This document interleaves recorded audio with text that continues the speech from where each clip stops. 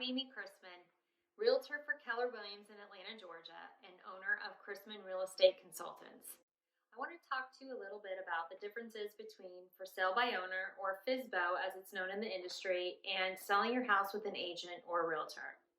Now, I am an agent, so of course I want you to sell your house with me.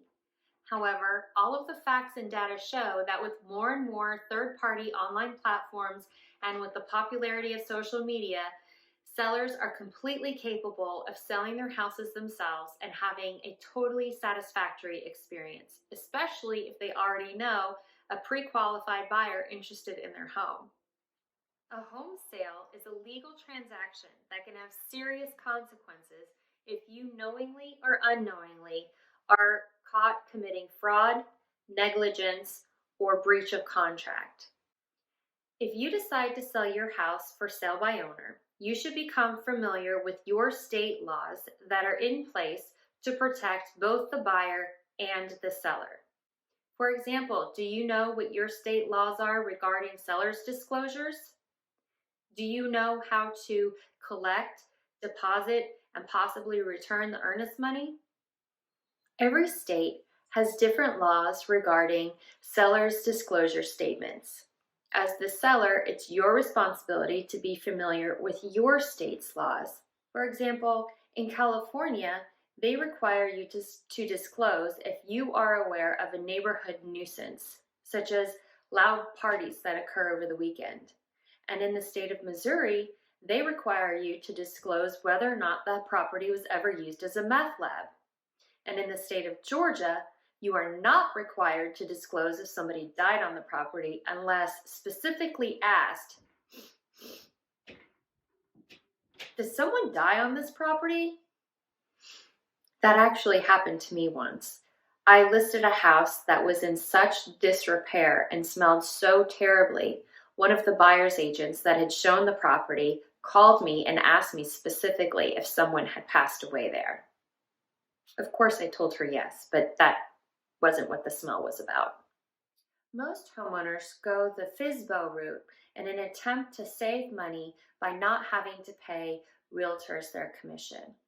But consider this: 88% of buyers buy their home with the assistance of a buyer's agent. And you better believe those buyer's agents are asking those sellers to pay their share of the commission for bringing a buyer to the table and handling the transaction. According to the National Association of Realtors, in 2018, the average sale price of a FSBO was around $218,000 compared to the average sale price of an agent-assisted sold home, which was $295,000. That's a $77,000 difference. 46% of FSBOs don't ever market their home, which is interesting because 52% of buyers find their home that they purchase online, 29% find their home through their agent, while 6% stumble across a for sale sign stuck in somebody's yard. According to Zillow, 36% of FSBOs eventually hire a real estate agent to sell their home for them, while 11% are able to successfully sell their home by themselves. 9 out of 10 sellers' homes are listed on the MLS, or the Multiple Listing Service. This is an online platform that takes all your home's data and shoots it out across the internet to all those real estate websites we know and love.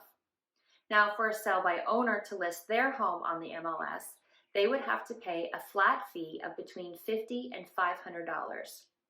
Or they might be able to find an agent who, for a flat fee or a reduced commission, will list their home in the MLS for them.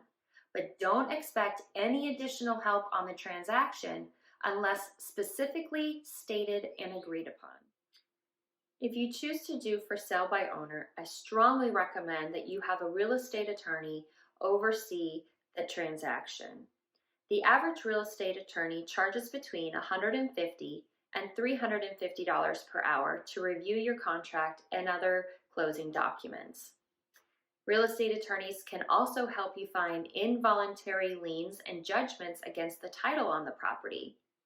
I once represented some buyers who were buying a property, and we found out 2 weeks before closing that there were over $100,000 worth of liens on the house because the wife never paid any of the contractors for the updates on the home.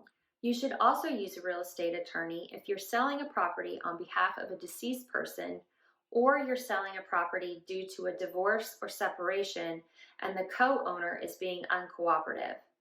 Also, any properties that are tenant occupied that are being bought or sold should be overseen by a real estate attorney, as tenants have their own special laws and protections. Now let's talk about what an agent can do for you.